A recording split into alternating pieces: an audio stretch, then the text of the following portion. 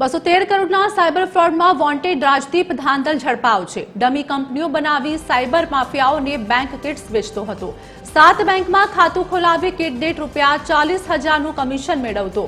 154 bank accounts દ્વારા ₹212.88 કરોડના શંકાસ્પદ ટ્રાન્ઝેક્શન મળ્યા છે। નેશનલ પોર્ટલ પર દેશભરમાં 410 ફરિયાદો પણ નોંધાઈ છે।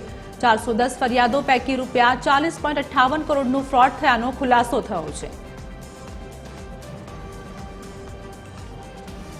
સંવાદદાતા અમિત ઠાકુર અમારી સાથે જોડાઈ ગયા છે। અમિત, સાયબર ફ્રોડનો ગુનેગાર અત્યારે હાલ ઝડપાયો છે, શું હાલની અપડેટ?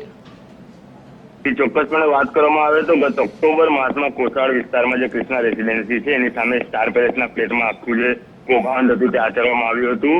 ત્યારે પ્રવીણ ધાંધલ અને તેના પુત્ર ચંદ્રરાજ પોતાના મળતિયાઓ સાથે મળી ઉદ્યમ રજીસ્ટ્રેશન સર્ટિફિકેટ કઢાવી ખોટી પેઢીઓ ઉભી કરી અલગ અલગ બેંકોમાં એકાઉન્ટ ઓપન કરાવતા હતા। જે બેંક એકાઉન્ટની ઇન્સ્ટન્ટ કીટો સિમ કાર્ડ કમિશન પર મેળવી દુબઈના સાયબર માફિયાઓને પહોંચાડવાનો આ ધંધો કરતા હતા। તેમાં જ્યારે સાયબર સેલે પ્રવીણ ધાંધલને પકડી પાડ્યો હતો, જ્યારે તેનો પુત્ર છે ચંદ્રરાજ તેનો વોન્ટેડ જાહેર કર્યો હતો। પોલીસના જે રીતે જણાવ્યું હતું કે અંકિતે પોતાના 3 સેવિંગ એકાઉન્ટ, બેંક એકાઉન્ટ કમિશનથી સાયબર માફિયાઓને આપ્યા હતા।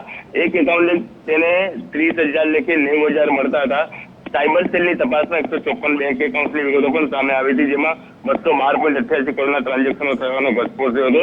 ત્યારે national cyber crime reporting portal check કરતા અલગ અલગ 410 ફરિયાદો નોંધાઈ હતી, જેમાં 40.54 કરોડનું ફ્રોડ થયું હતું। અને હાલ સમગ્ર મામલે જો વાત કરવામાં આવે તો હાલ સાયબર સેલે જે વોન્ટેડ આરોપીઓ હતો તેને ધરપકડ કરી લેવામાં આવે છે અને હાલ એની આગળની કાર્યવાહી હાથ ધરી છે। જી આભાર અમિત, માહિતી આપવા બદલ।